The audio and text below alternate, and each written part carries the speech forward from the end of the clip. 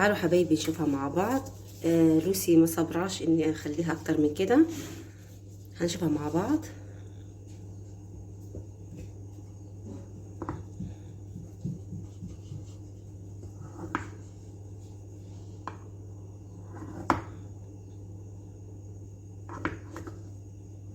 كده اهي.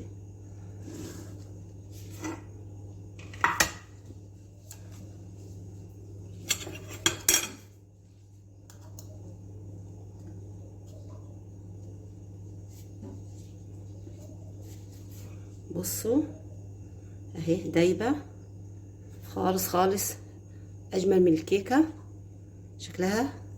بصوا عامله ازاي، تحفه بامانه، وطعمها روعه. اتمنى تشجعوني باللايك واشتراك في القناه وتفعيل زر الجرس عشان يوصلكم مني كل جديد. هنا معايا كوبايه كريم شانتيه خام، معلقه سكر، معلقه لبن، لبن بودره كده.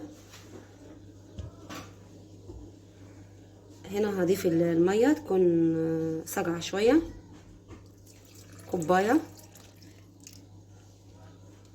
والمضرب الكهربائي اضربهم كويس خالص.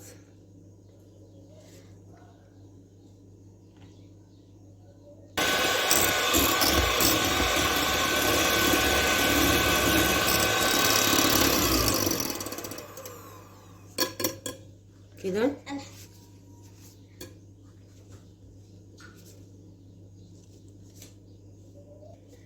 بالشكل اللي انتوا شايفينه ده. هاخدهم اقسمهم بنصين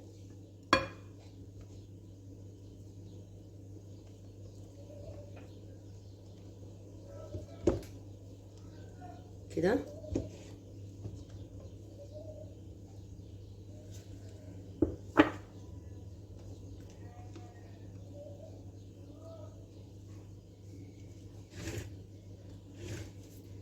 هنا الباقي ده كام فراولايه كده، قطعتهم بالشكل ده.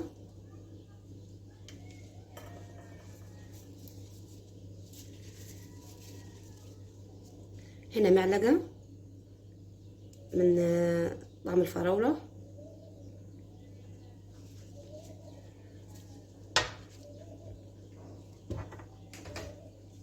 هضربهم كويس بالمضرب.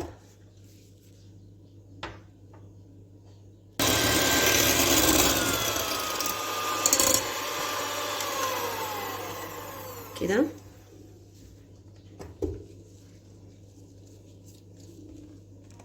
بصوا، انا عاوزه فيه بابيل الحبات دي، حبات الفراوله كده اهي بالشكل ده. هنا نزلتهم في طبق، وهنجيب التانيين كده.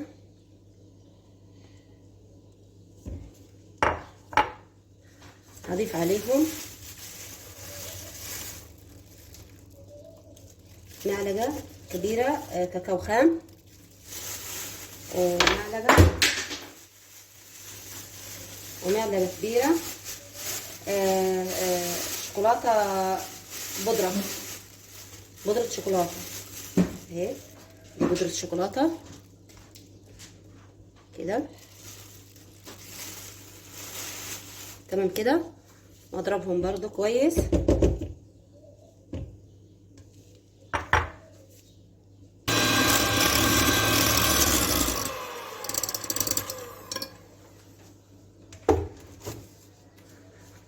بالشكل اللي انتوا شايفينه ده.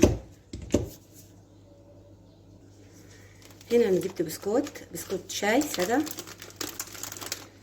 النوعيه اللي معاكي. هبدأ ارص كده كده.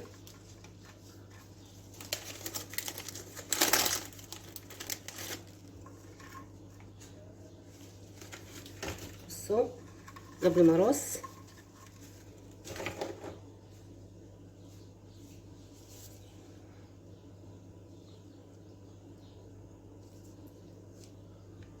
احط كريمه من تحت كده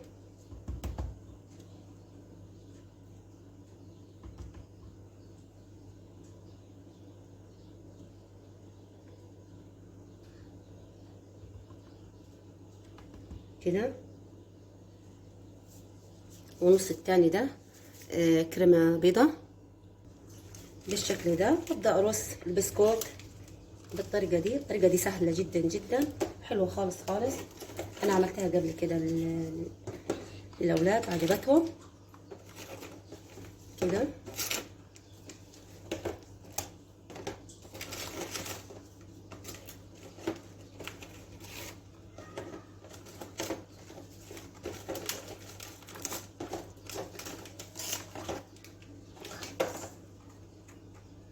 كده بعد كده ابدأ برضو اضيف هنا.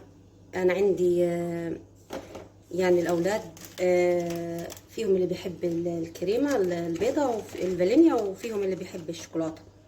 فانا فكرت اني اعملها لهم، يعني ما زعلش حد، واعملها بالشكل ده كده.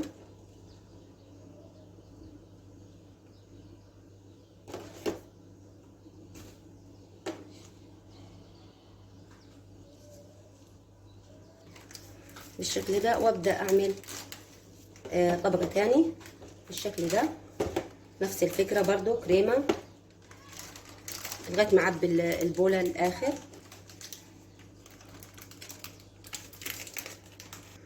هنا بعد ما خلصتها بالشكل ده هبدا ازينها. اخدت من الفانيليا كده،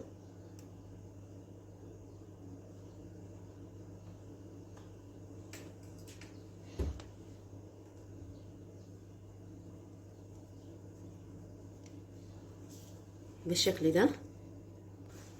بعد كده جبت فراولة قطعتها شرايح شرايح شرايح كده، هفردها كده اهو.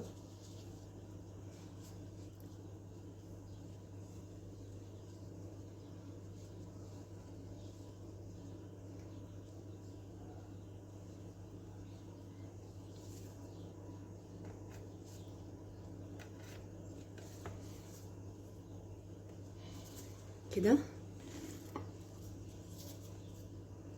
هنا هبدأ ازينها. بصوا انا يعني الحاجة الموجودة معايا بزين بيها. بصوا كده بالشكل ده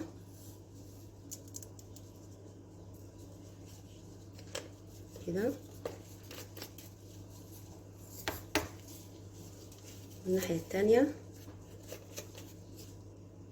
معايا شوكولاتة زي كده،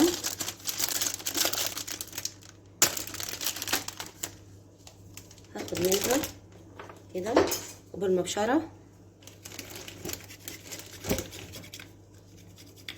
وازين بيها بالشكل اللي انتم شايفينه ده.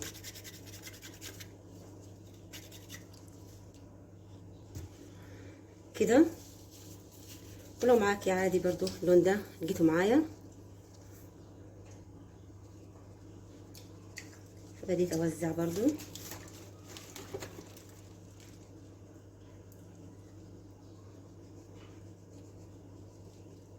كده.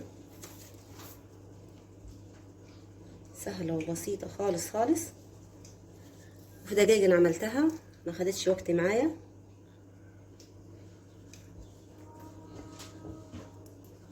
كده. بس كده احطها في التلاجة. لازم تقعد يوم كامل عشان البسكوت يبقى طري كده ولذيذ زي الكيك بالظبط. اما لو قطعتي على طول واكلتي فهتبقى ناشفه معاكي.